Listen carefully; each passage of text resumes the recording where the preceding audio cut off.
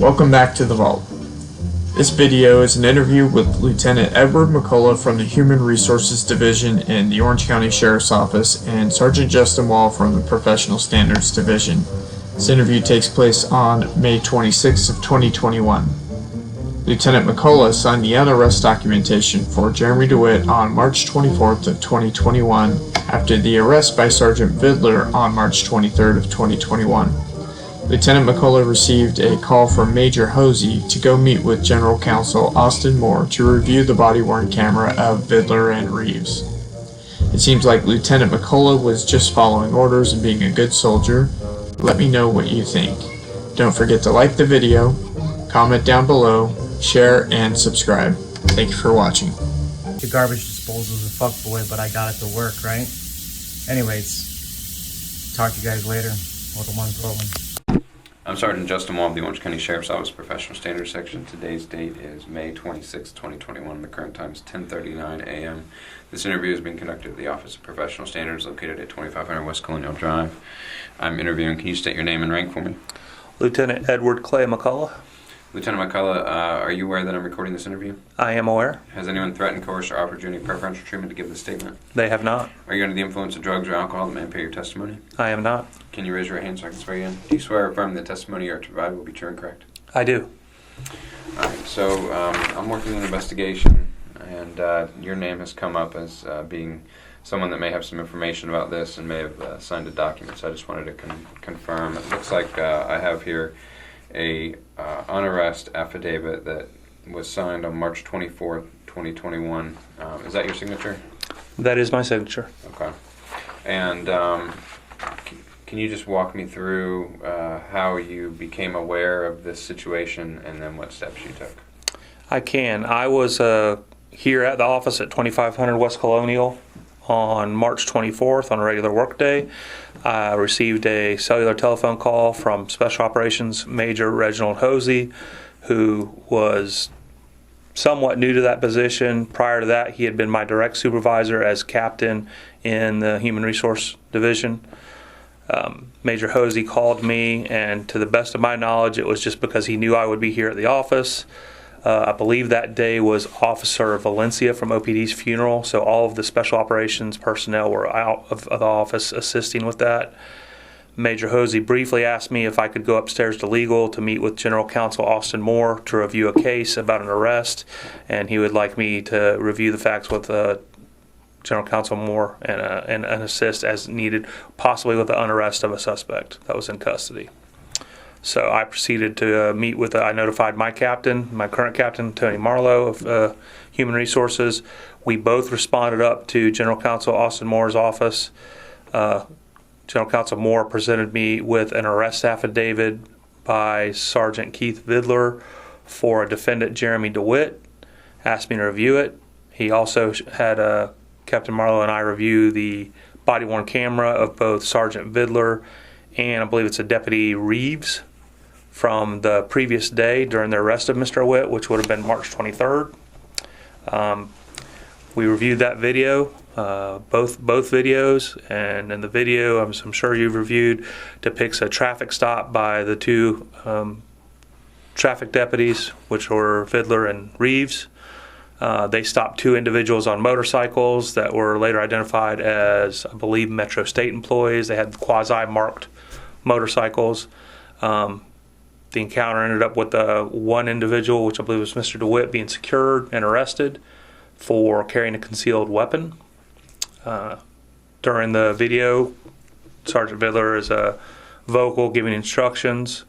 After review of the video, along with the General Counsel and Captain Marlowe, and review of the affidavit, we also looked at jury instructions for the charge of carrying concealed weapon and carrying concealed firearm, and we agreed that the probable cause was not good for the arrest of the carrying concealed weapon. I believe it was determined that the weapon was a pepper ball dispensing or not a firearm, but a pepper ball dispensing gun. Looked very much like a firearm.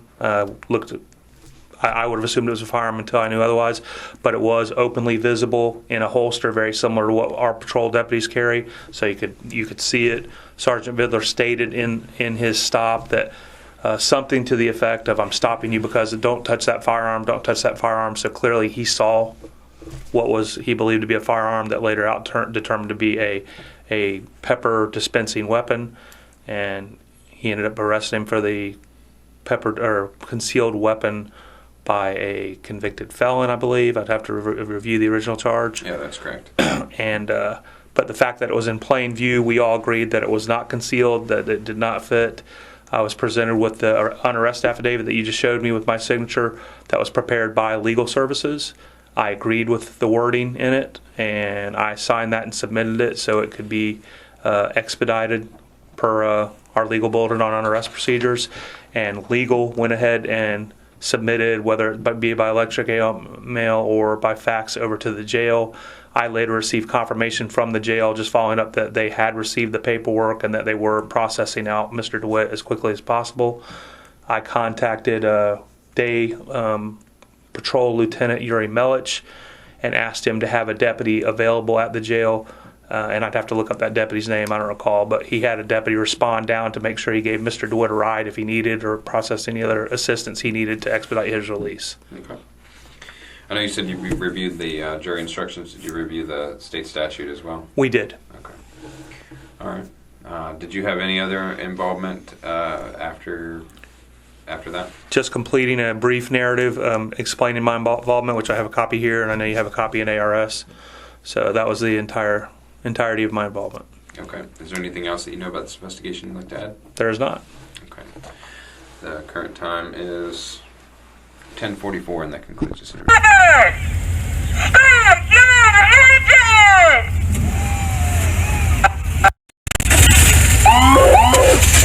Right in front of the Daytona Beach unit. Do me a favor, hold off on the police siren until we're out of their jurisdiction. Motherfucker.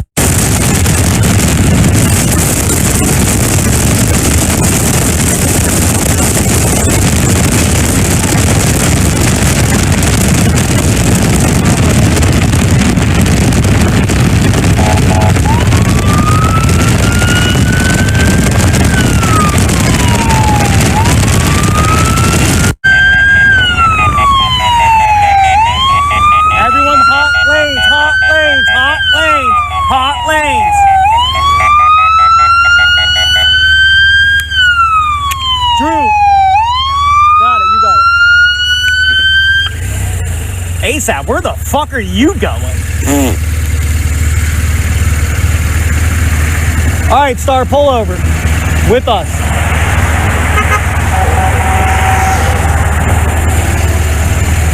Let's get some body footage of the cars racing by. Especially ASAP, get off your bike with the body camera footage of the cruiser. You just shut down fucking 90 fucking motherfucking 5.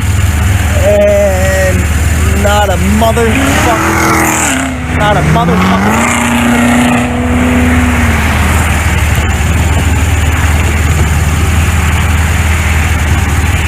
It's gonna tell him we outrank them.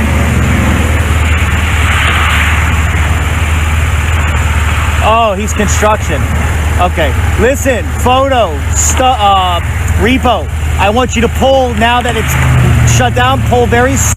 Yeah, well, I can promise you there's cops coming right now somewhere. FHP's en route somewhere from somewhere. What is this? What event is this? This is a funeral for somebody that owned Corvette, right? Goddamn, you goddamn fucking right it is. Goddamn right. Somebody that designed Corvettes died. I can't control the statute. The statute says that you want to get to the front and find out who it is. I don't know. Yeah, cremations are in the lead car. Cremations are in the lead car. Make contact with, make 1025 with the lead vehicle. Look at that old ass fucking Stingray. When we made contact with Daytona Beach PD, the motors, they already knew what we were doing, and they even knew how we were doing it, and they were okay with it. I'm like, what? Roger, Roger. Drew, left lane hard to the first exit you come across. Let's go, let's go, let's go. Let's at least get some speed.